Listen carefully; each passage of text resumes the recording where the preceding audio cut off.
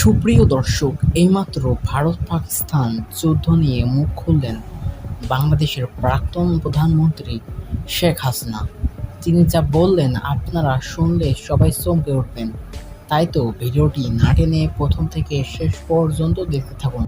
প্রধানমন্ত্রী শেখ হাসিনা ভারত ও পাকিস্তান নিয়ে যে বক্তব্য দিয়েছেন তাই নিয়ে ঝড় চলছে বর্তমান সময়ে সোশ্যাল মিডিয়ায়।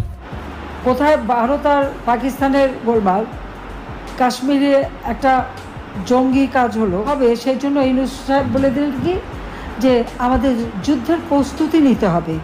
তো বন্ধুরা, শেখ হাসিনার কথাগুলো আপনাদের কাছে কেমন লাগলো তো অবশ্য কমেন্টস করে জানাবেন আপনাদের মূল্যবান মতামত। আর আপনারা কি চান আবারও প্রধানমন্ত্রী শেখ হাসিনা বাংলাদেশে ফিরে আসুক?